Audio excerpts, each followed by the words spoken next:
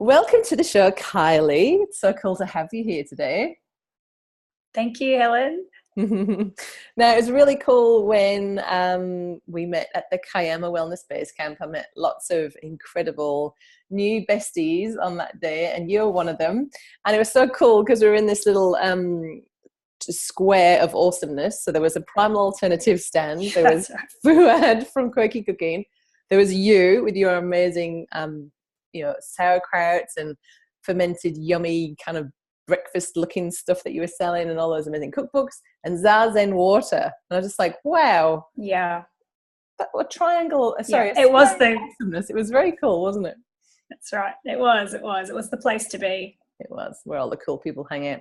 So before we get into your story, Kylie, and find out how you've got into being the founder of the Happy Goat and, really living your purpose and helping others, tell us what you had for breakfast.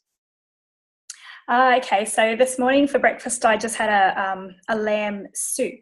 So it was just some lamb necks, like the offcuts, a little bit of water, whole bunch of veggies, and then just after a few hours the bones came out and breakfast was ready. So delicious. That's quite interesting, because I would have something like that for dinner, but you're down with that for breakfast? Look, dinner for breakfast is the best breakfast, in my opinion. Wow. Fatty, full of veggies, gets you going for the day. And tell us about your family. Who have you got living in your household? I've got two teenagers, 13 and 14, very different, and my husband.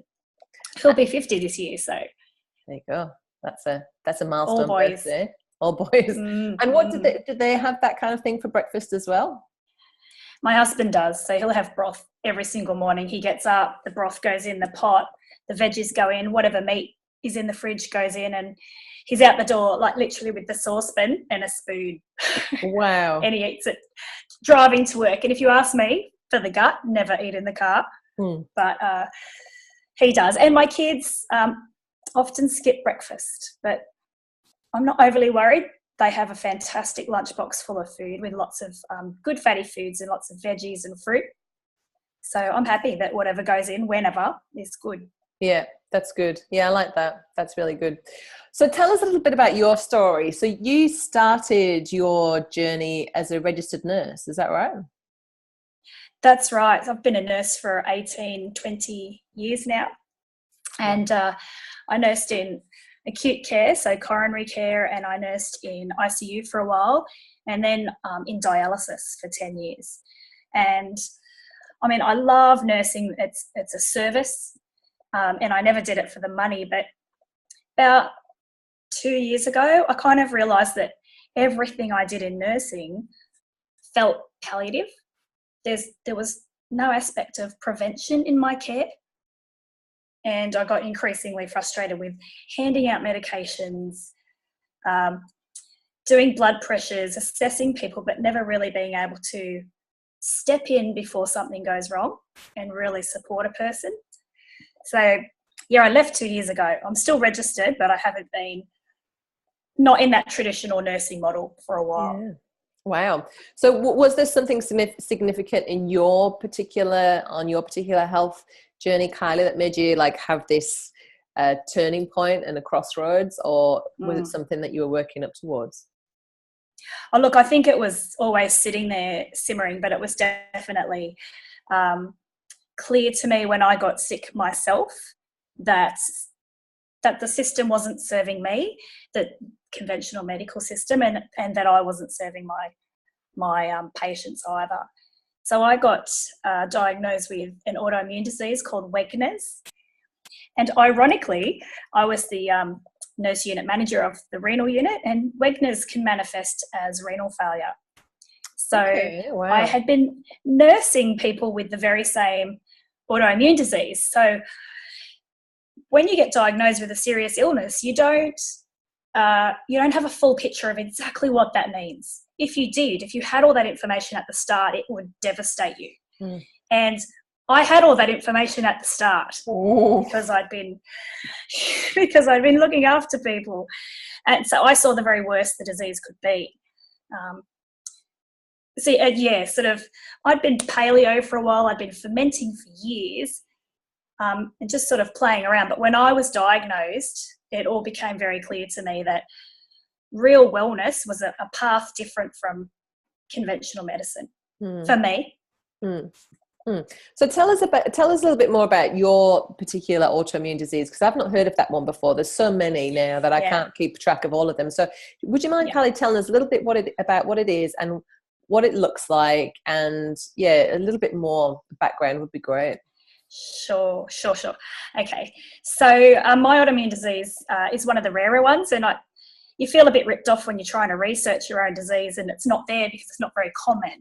So, you know, there are more really common ones like lupus that we've all heard of, and MS, and diabetes, and there's loads of research. But for Wegener's, there's not much out there. So Wegener was a German scientist, and he discovered the condition. It's also called granulomatosis with polyangiitis.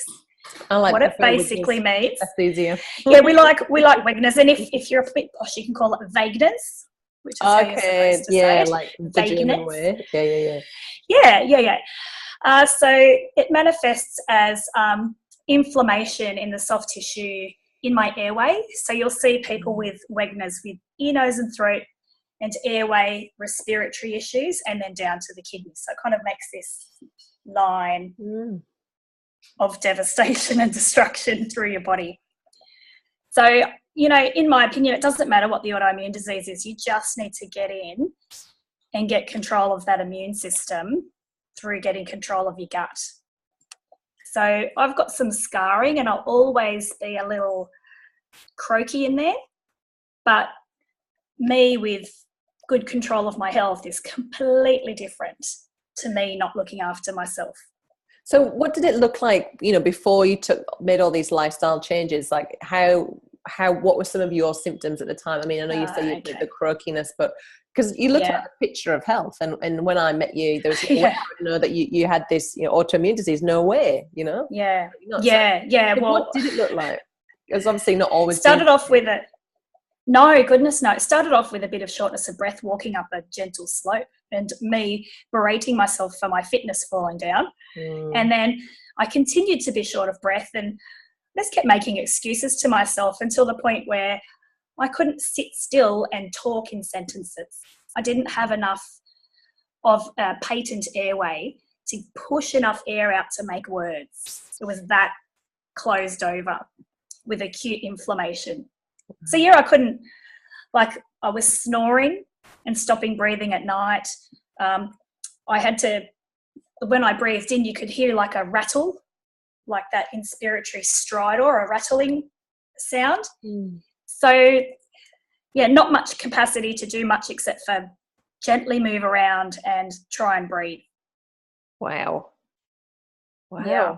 That's full on. So how is that affecting the kidneys? Well, my kidneys are in tip-top shape. Hurrah! Yay!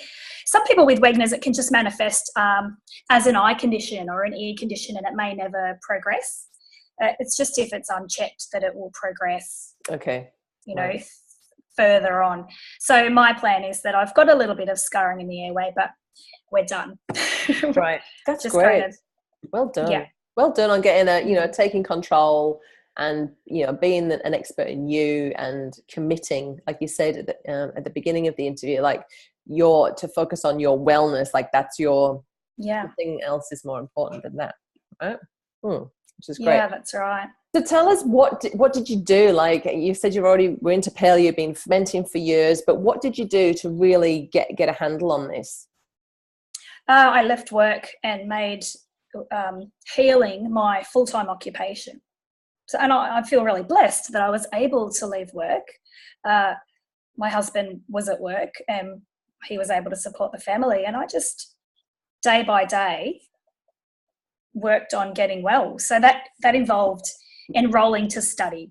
You know, knowledge is power. So I studied with Functional Nutrition Academy, did the health coaching course, and I'm currently in the middle of my GAPS practitioner training, which is mind-blowingly awesome. And, you know, lots of reading, lots of research, connecting with with like-minded people, and just surrounding myself in a well lifestyle. Yes. Yeah. I love that. I love that. So I know that you're a guru, and so whilst you're on the show, I definitely need to pick your brains, because actually pick your guts, because like most of us know the same thing, right? But most of us know that gut health is important, and we've got some ideas around, there's fermenting's good, but then again, like kombucha might not be good if you've got this and this. And so I think there's quite a lot of gray area when it comes to gut health. Do you have any kind of like gut health 101 like tips you could share with us?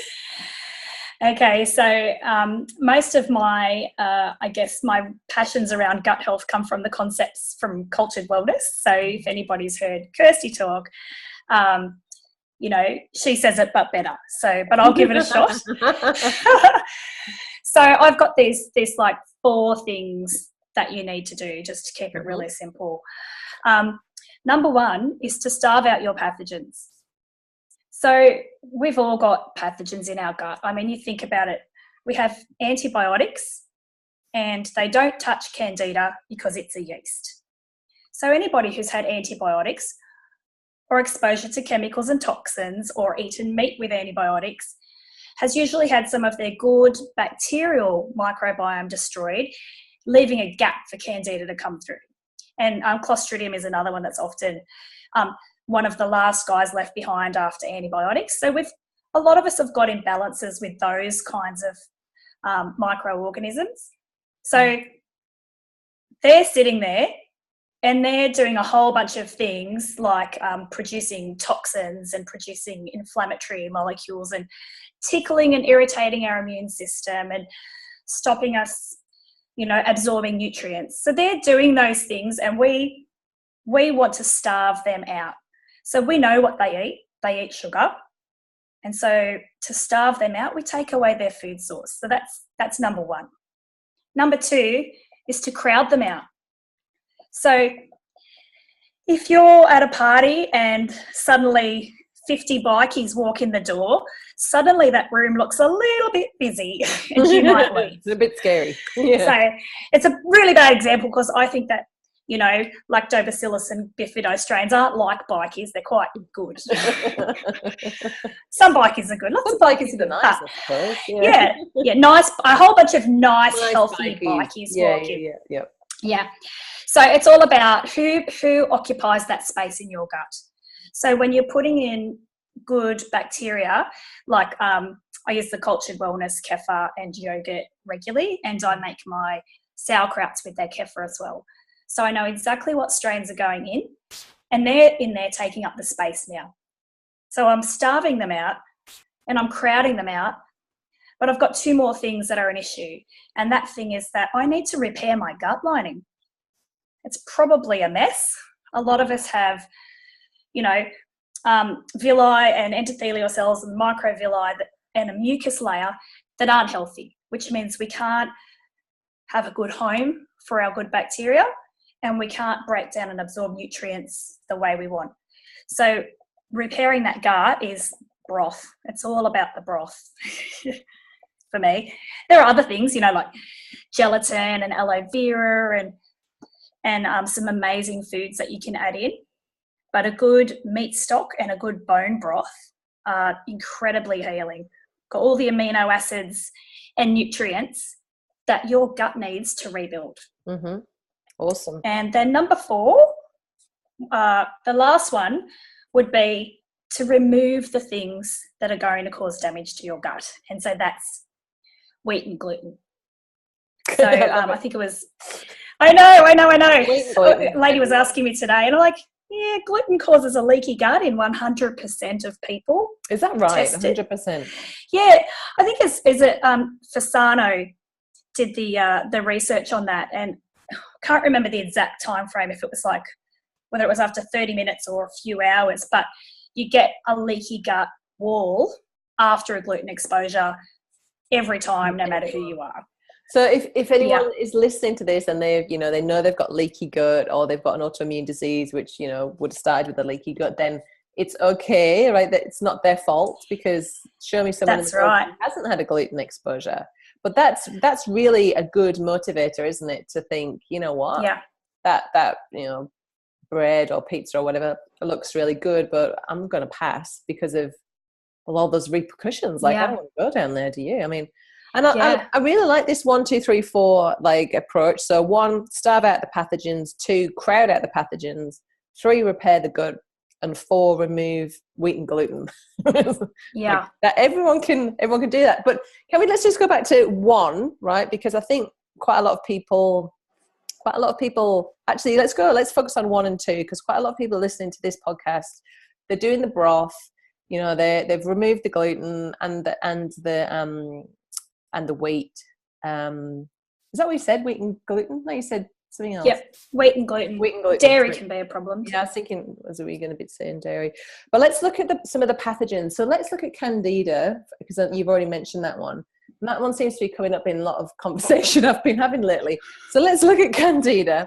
So talk about some of the symptoms of that. I mean, we've all at some point experienced the joys of thrush. So we all know what that's like. Yeah. But that's not the only Candida, is there? God, no. Lots of different ways. And everybody's different. My personal experience with Candida was recurrent athlete's foot, which is a nice word for tinea. But waking up in the morning thinking, I swear I didn't drink last night, but I feel like I've had a drink.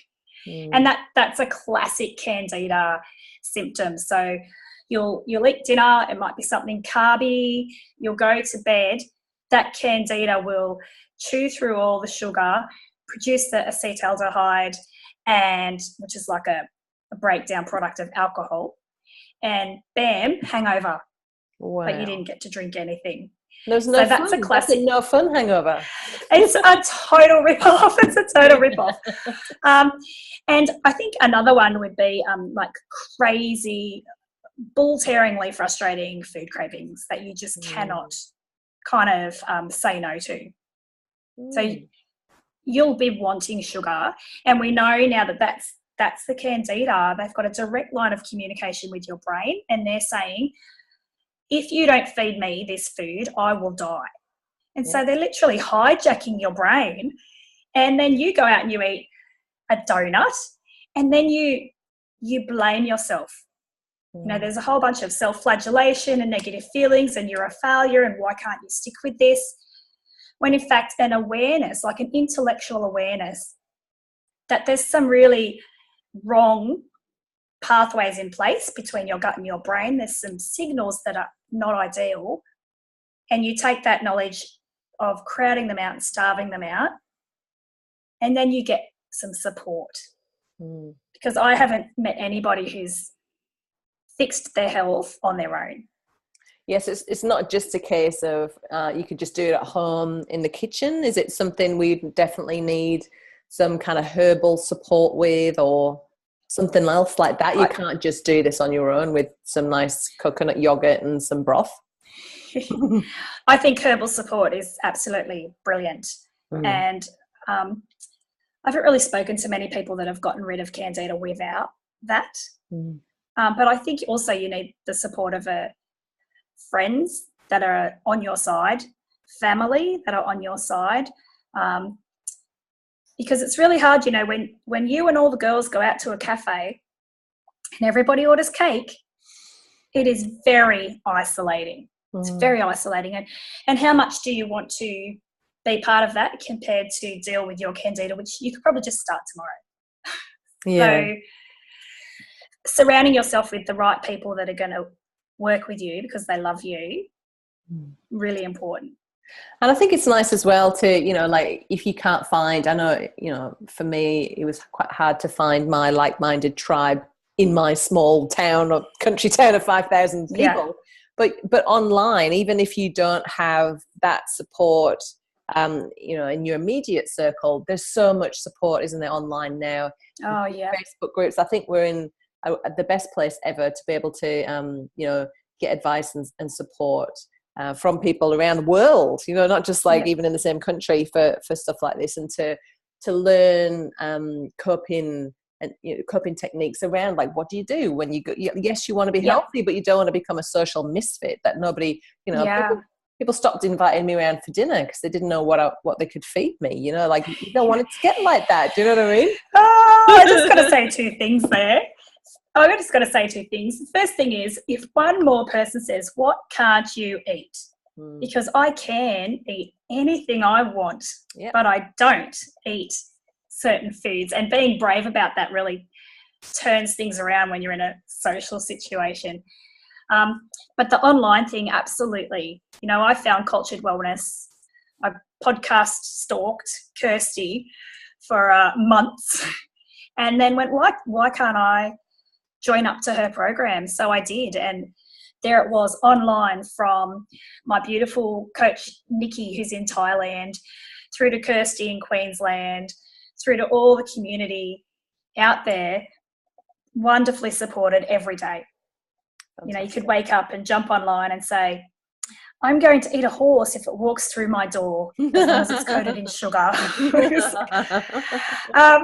And they'd be like, don't worry, blah, blah, blah. We felt like this before. And there you go. That's the real key to success. So tell us, what does a normal day look like on a Cultured Wellness program, like in terms of what would you actually eat? Because I know we've talked about, well, there's sauerkrauts and there's kefirs and that kind of thing, and you've talked about what you had for breakfast, but what would the other meals look like? Because as much as I, and I'm sure some of the listeners, after listening to Kirsty's episode last, were thinking, that sounds really good, it all makes a lot of sense, but it sounds too hard. So talk us through what would a normal day look like? Okay, so it's pretty easy. That we're just talking whole foods and initially low carbohydrate foods so that you can get into ketosis. And I haven't read this study, but I heard about it on another podcast. There was one study that looked at ketosis in rats, and they described it as the ultimate antibacterial dietary regime. Wow. So I'd have to verify that one, but I think it was FX Medicine that was on. So we're going into ketosis. So we're eating lots of beautiful fats, butter, ghee, tallow, lard, grass-fed, of course. We're having olive oil, avocado oil, macadamia oil, lots of broths and soups and stews, coconut yogurt, fermented berries, fermented bananas, just basically lots of veggies, lots of salad, lots of gorgeous meats, like beautiful bulletproof hot chocolate, a bit of gelatin, some butter, some MCT oil, some cocoa, and whiz it all up till it's super creamy. Delicious, gut healing. I could do that. Very nice. Sounds... I don't think cocoa's at the start of the program, but you get there. Yeah. That's good. And so how does that, because that all just sounds totally delicious and not far from what most people what most people are listening to, what their diet would be like now. And how does your diet look now? Have you sort of stuck to the low carb keto kind of regime for yourself? Yeah, you found that works. Absolutely. So I aim to be in ketosis about 4 to 5 days a week, and then 1 or 2 days I'll have something, which last week happened to be Joe Witten's spiced apple crumble, which is delicious. That's very good. Which, there's 200 grams of butter in that crumble. You can't be going wrong. Absolutely. So a carb exposure here and there, and try and align that carb exposure with days when I am busy and on the go. So if I've got a week of studying to do and I'm not moving much, I'll just be in ketosis the whole week. It's a beautiful way to regulate your appetite, and it's a beautiful anti-inflammatory state to be in. And do you do that through your food, or do you do quite a lot of intermittent fasting as well? I try to do a couple of days once a month, just for a bit of a clean out, I suppose. The processes that are engaged during fasting are great to clean up, to clear out debris, to clear out viral and bacterial debris. And, whether fasting is for everybody, I'm not sure. So when I was diagnosed with my autoimmune disease, I was put on steroids, and the whole 2 years has just been one big long fight to try and get off of them. Like, my body's been very dependent on them. So whether or not putting my body into fasting and triggering that increase of cortisol serves me is something I haven't quite decided. So I've done it sort of the last 3 months in a row, but I still actually couldn't say that it's definitely a good thing for me. Yeah. But if your adrenals work. Well, yeah, because I tried about 6 months of going until lunchtime. So just skipping breakfast basically. But I'd have a bulletproof coffee, because the only reason I didn't want to fast was because I had major FOMO about missing my coffee. So I was like, I'll have a bulletproof coffee and then I won't have FOMO. And that was fine. But I didn't really see any amazing benefits. And then as I sort of dug further into my health story, I realized, I had an underactive thyroid and my adrenals are completely smashed. And I just thought, I don't know, like, I'm going from 5:30 at night till 6:30 in the morning without eating. That feels like long enough for me. And it was kind of like getting to a point where you sort of be pushing through to get to the lunchtime. And I just thought, I don't feel at this age that doesn't feel right for me. But I do like the health benefits of it. But I think, like you say, everyone's different, and you need to find out what works for you. And I'd much rather just have some poached eggs for breakfast and start my day on a nice, I'm very got high cortisol in the morning. I'm jumping out of bed. Let's get on with the day. Let's do this, So I think that's a really good time for me to have a beautiful, nourishing, high fat breakfast to get me on the way. So with our gut health, so we know what we're aiming for. What signs will our body give us when we're nailing it? Okay. So when you've got a really bad cold and you're just blowing your nose constantly, and then you just realise that you haven't blown your nose for a couple of days. It's exactly like that. It's exactly like that. So you might be constipated, or you might have diarrhea, or you might have bloating, or you might have brain fog, or you might not be sleeping. Like, sleeping was a classic with me. The first consult I had with Kirsty Worth, she said, "Are you sleeping?" And I said, "Of course I'm sleeping. I wake up about 4 times a night, but I sleep." She said, "That's not sleeping." So, and it was only just the other day that I went, I just go to bed and sleep all night now, and I hadn't realised. So sometimes we don't notice when things are getting better. They just kind of slip into our lives. Yeah. But depending on your symptoms, if you get constant diarrhea, there's something going on in your gut with your microbiome. And so you could see constipation going away or diarrhea going away. So whichever, you get that balance. You might see people's moods improve. So, a dysregulated microbiome can really affect you in terms of anxiety, depression, OCD, like schizophrenia even, all linked to the microbiome. So you might see that suddenly your social anxiety is not so bad, or suddenly you feel like getting out there, or all of a sudden the aches and pains that you have in your hip are not so bad, because the flow of toxins from the gut are easing off. So it just depends what's going on with you as to what sort of changes you might see. But a nice poo every day would be a good sign. I agree. And, from somebody when I was in my health crisis, couldn't poo. I think I had like 3 poos about this big a week. And it was disgusting. It wasn't a good place to be in my gut.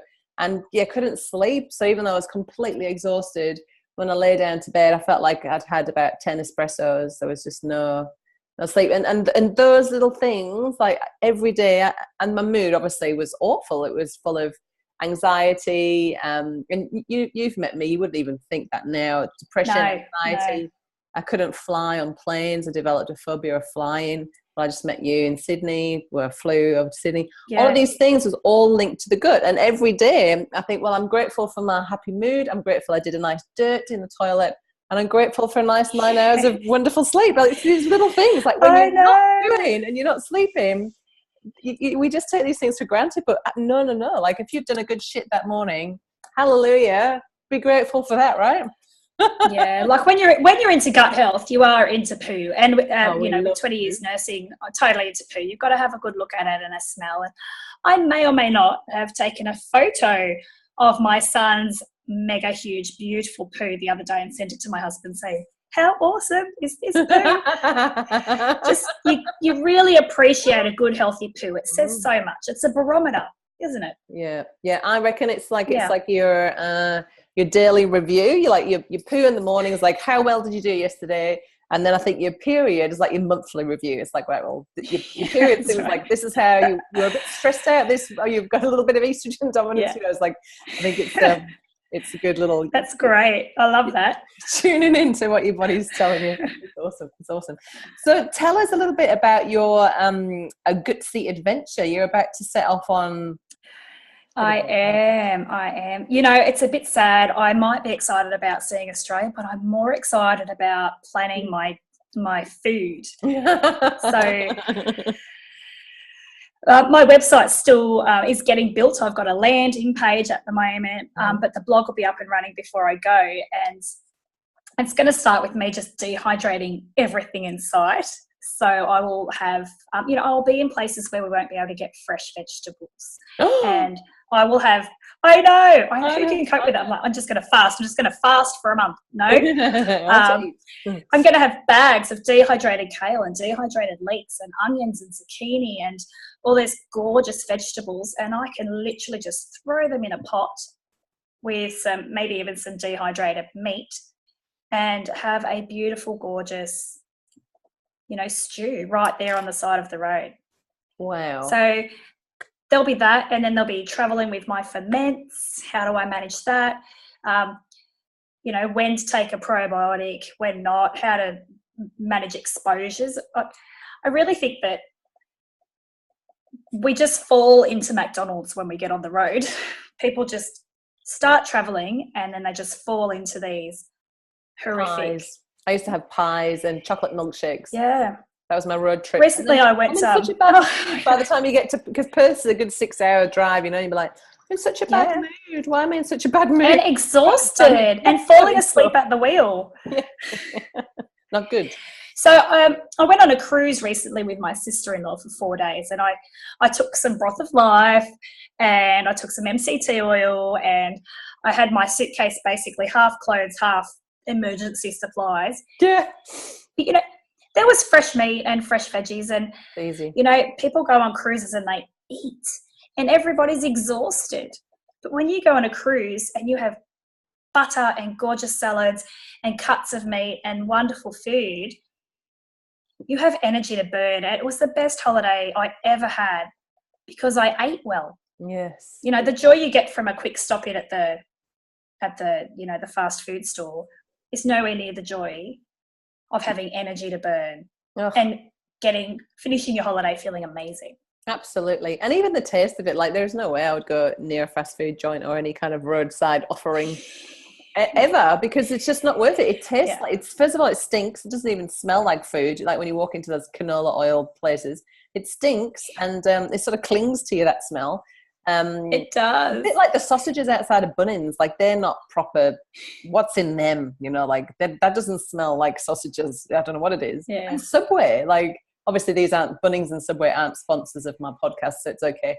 But like Subway, what is that smell? It doesn't smell like bread. It's a strange, like it's like a man-made smell. Mm-hmm. But anyway, and then anyway, it just tastes revolting. So I don't see where the joy is. Maybe the convenience, but if you're inclined like you are, and you're going to do all the dehydrating at home, it's going to be so convenient for you to just chuck a few dried up bits of kale into a pot and bring it back to life, and voila, there you go. And it's the same when I go traveling. I've got like half a suitcase of clothes and the rest of it's my breads and my my nut butters, so I can have a quick breakfast in the hotel and some avocado. I had this half a loaf of fat and seedy bread and an avocado the whole time I was in Sydney, and just every morning just another slice of it was the best. I thought I won't get any better breakfast than that in anywhere I go, So that fat and seedy bread is so good. I still think about it from Kiama. Oh, really? We'll have to send you some. Very yummy. We'll have to send you some. It's delicious. Thank you. lovely. Yeah, I love it. I just had some for lunch actually with some tomatoes and cheese on. It's just easy, a nice quick lunch on the go. That's all you want. That's all you want. Awesome. So if we wanted to work with you, how do you work? So when I met you, you were doing an event and you had a stall and you were selling various ferments that you'd created. Is that what you do? Is that your main thing that you do, or tell us more? It's very much an evolution at the moment. So it just started off with people wanting to eat my sauerkraut into the monthly market stall, and that's a beautiful, bustling stall, and I spent 8 hours just engaging with my local community. Like, we just talk about people's poo and people's mood and people's rashes and people's gut problems all day, and I love it. And I'm coaching at the moment, so I'm doing coaching packages for people just to support them through their gut health. So I think it was Chris Kresser that had done some research over in the US, and if you engage a coach, you are far more likely to achieve your health goals than without. Absolutely. And so they're putting that to health companies in the US now, saying it will be an investment to you, health company, if you pay for coaches. You'll save money down the track. Yeah. So I'm coaching, and at the moment I'm coaching face-to-face. But I'm sure that when I get back and as it evolves, that coaching will expand out to, Zoom and Skype and anybody who particularly. Well, it's not hard, is it? So I guess if anybody listening to this show today and feels an affinity for you, Kylie, and wants to reach out and have a session with you, you could do that. Yeah, absolutely. Yeah, that's awesome. For sure. That's really awesome. No, it's true. There's nothing that that a coach does with you that you couldn't do yourself, but a coach will just get you from A to B quicker than you would have got there yourself. And I'm a big I'm a coach, and I have coaches for various different aspects of my life because I really value that that being heard. So having somebody, to talk about my gut health too. Maybe my husband doesn't want to hear about that. Maybe my best friend's sick of hearing about it because, trust me, she's been through the whole thing. She might be getting a bit bored now, going through the next test that I've had done and what the results of that are and what that means to my life. So to have somebody who's got a really interest, and so I can be heard, and then to have somebody to hold me accountable, that's the key thing. So you want to do this, but like you say, you're going out for coffee with the girls and you can start this next week. But if you've got a call booked with Kylie like in 2 weeks time, you're like, actually I'm going to stick to what I was going to do, and someone to celebrate success with as well. So when you get your small wins and you're like, actually I haven't had diarrhea for a week, it's like, hurrah, this is fantastic. This is a milestone. Let's make the most of it. So awesome. That's awesome. I'm glad that you're offering that, and I can really see you're at this sort of early part of your journey of where you're going to get to as a practitioner, and I just think it's very exciting. I'm going to watch you, Kylie, and see how it all unfolds. Like a beautiful flower. I can imagine it's all going to unfold. But it's like we were talking about. For the show, when you were saying about being of service and giving, and I was going to say that stepping out and coaching and helping other people is a big part of helping yourself as well. Yeah. And without that ability to help others, I don't think you can really heal. Absolutely. Yourself. Absolutely. Yeah. And I agree too. My health's taken a massive spike since I started offering my unique expression, of what I'm here to do. So that's what I wanted to talk to you about, actually. So I know that you did something that takes, really big balls or boobs, whatever you want to say. It takes a lot of confidence, a lot of courage to leave a job, a well-paying job, and a proper career. Like a nurse is a good job. To leave that, to then just focus on your health, and then turn that into a career. So can you tell us a little bit about what that journey was like, and what advice you've got for people out there who know they're in a job that doesn't align with their passion? Yeah. And I think there are a lot of people in jobs that don't align with their passion. And I have had so much joy in the last 12, 18 months doing what I'm passionate about. And it's really hard when people are tied financially. But ultimately, I was blessed because I was supported by my husband. He's like, go ahead, leave work, go ahead, pay for your studies, go ahead and spend the time. But ultimately, I think you just start. You just pick one little thing that you love and you start in the evenings or on the weekends, and you immerse yourself in that. And bit by bit by bit, you evolve into that new occupation. It just starts to take over. And as you love it, you manifest that and your mind goes towards that, and that becomes the thing that pops up in front of you as a real opportunity. But I really believe in education and knowledge, so that would be an absolute start point. And speaking to people, communicating, ringing people, I'm interested in this, what are my options, what can I do? And speaking up, stepping out, jumping in, little bit by little bit, or all at once. It's kind of like your tip number 2, crowding out the pathogens. It's like you can do more like that. you love, like even if you feel like you've got time or money constraints, it's like just put in more of the stuff you want anyway, and you'll naturally crowd out the shit that you don't want in your life, and it will naturally phase out. And I find with work that you love, you have this infinite resource of energy for it. It's not like something that tires you out. It's something that you can keep doing. You can do it 24 hours a day, 7 days a week. So even if it might seem a bit like lopsided at the moment, if you're still in your full-time job and you can't leave for financial reasons, if you start to do, like you say, Kylie, weekends and evenings, then eventually, but that's so much more of a more empowering way to do it than just to sit in your job that you hate, isn't it? All that negative energy. Absolutely. And it's not the best expression. So to wrap up, 2 questions. One's quite a long one and the other one's a bit more of a quick fire one.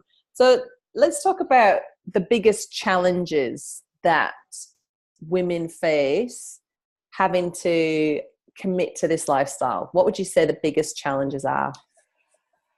Oh, well, oh goodness, rightio. Marketing, hello. Marketing, everything is marketed. Medications are marketed. Food is marketed. Body image is marketed. The way we speak down to ourselves with our self-talk, the way we accept other people talking down to us. It's just a lack of power. Power as in personal power and pride and strength.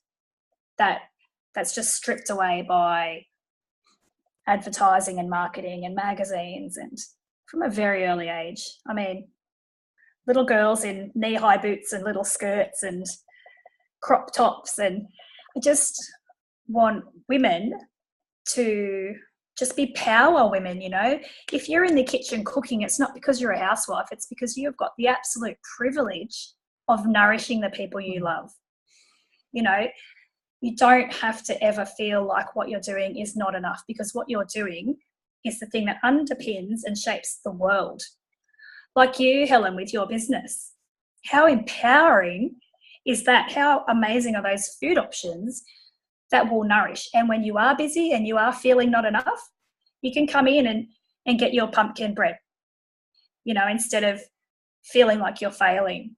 So if we all take our strengths and our passions, and we're women, a lot of us are nurturers, you can tap into that, feel strong and powerful about that, and share. Just go ahead and share with the community. I just wish that government and advertising agencies and everyone out there would just let women be strong and powerful.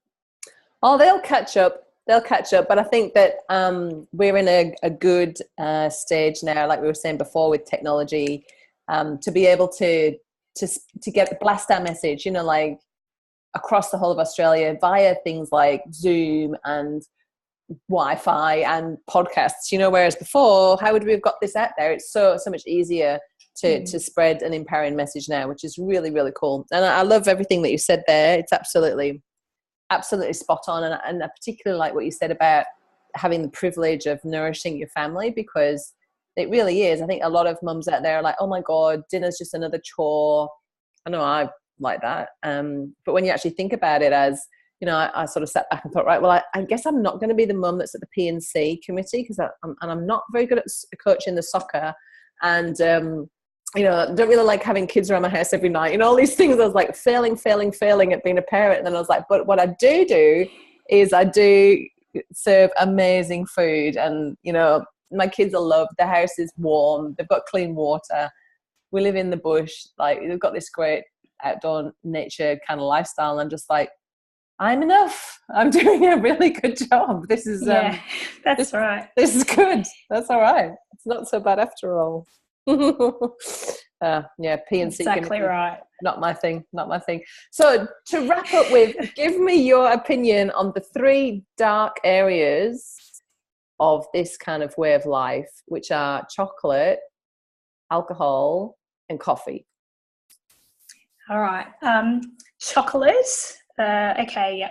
So I think we should probably skip chocolate when we're trying to fix our gut at first, just until we've got control of things. Having said that, dark chocolate with roasted nuts or a bulletproof hot chocolate, my absolute favourite, in moderation. It's like you should have added bacon into this, honestly. Sorry. Well, that's usually everyone says yes to bacon. That's a no-brainer. That's right. It's not even a question. No, alcohol, not if you're dealing with Candida, just not. And if you choose to have alcohol, that's fine. You just drink it knowing that you're going to be exacerbating your little bad guys, and that you need to move on with your commitment the next day or whenever. So it's about an informed decision, really, for me. And coffee, I've never drunk coffee. Oh, it's easy for you. But I have 2 ways of loving coffee, though. So the first way is my husband drinks super strong coffee, and every morning he kisses me goodbye, and it's just like, coffee. So the smell of coffee makes me very, very happy, and that's kind of enough for me. And I love a good coffee enema. So a couple times a week, have a coffee enema just to get that glutathione released and detoxify, and have that antioxidant activity really ramped up in my body, particularly managing a chronic inflammatory condition. So, but I don't actually absorb a lot of caffeine that way either. So as much as I love my coffee, I'm never actually getting the caffeine. No matter how hard I try. And I guess, coffee does smell better than it tastes, so you're probably getting them. Well, it's like a winner then. So I can't leave that coffee enema hanging. So just talk us through how that works. Do you have to go somewhere special to do that, or is it something you just pop up your bum yourself? So just the bathroom. I'm a nurse. I've done a lot of enemas, and I've seen a lot of worse ones than the ones I do to myself. But it's super easy, you just brew a coffee, make it body temperature, pop it in the bag. You can buy them everywhere. You can buy them from the Cultured Wellness site. They have nice little like silicone ones. And you just let it infuse gently, then leave it in for 15 minutes, and then pop onto the loo and expel the coffee. But that caffeine, the active components of the coffee head in through the portal veins into the liver and trigger that glutathione. So you actually get a significant increase in glutathione production with the coffee. So it's a great little cleanup. And my whole family, they're so used to it. My 13-year-old the other day just whips open the bathroom door. I've got my knees to the east and the west. And he's like, so Mum, I want to go down my mate's house this afternoon. And I'm just doing an enema. Can you shut the door, please? So, I'd love to see all households just completely blasé about their enemas as part of colon health and as part of gut health. It would be amazing. Wow. That's really interesting, because I was sort of I wasn't actually imagining a cup of coffee going up my bum. I was thinking more like a little capsule, like a thing that you put up your bum. Yeah, but wow, that's really interesting. And the east and west, that's given us a really good visual of how you would do. Sorry about that. No, we want to know. It's a gynae examination. You can lay on your side usually, but very interesting. They're awesome. I wonder if I'll ever do one of those. Who knows? If I do, I'll be sure to report it on this podcast. So I'd love to hear all about it. Stay tuned. So we're going to end on your on you having a coffee enema, which is quite an interesting note. But I am going to I'm going to stick around after we stop recording. I am going to send you a loaf of our fat and seedy bread and some of our fat and seedy pizza bases, because I think you're going to love those. Yeah. So the pizza bases have just got 4 grams of carbs per base, and they're just basically seeds and eggs and all yummy good stuff. Oh, that's awesome. But Kylie, thank you so much for being on the show. I'm really looking forward to following your gutsy adventure. I will be following your blog for sure, and hopefully you'll share pictures and stuff on your website as well. Yeah, awesome. Absolutely. So where can we find you if people want to connect with you? What's the best way to get hold of you? So I'm on the Happy Gut. I'm on Facebook as the Happy Gut at the moment, and my website has, like I said, a landing page, so there'll probably be an ability to send an inquiry through that way. But the best way is just on Facebook. Too easy. So, yep. Awesome, Kylie. Well, I wish you all the best for your adventure and for your business as it blooms. Fantastic. Thank you, Helen. Thank you so much.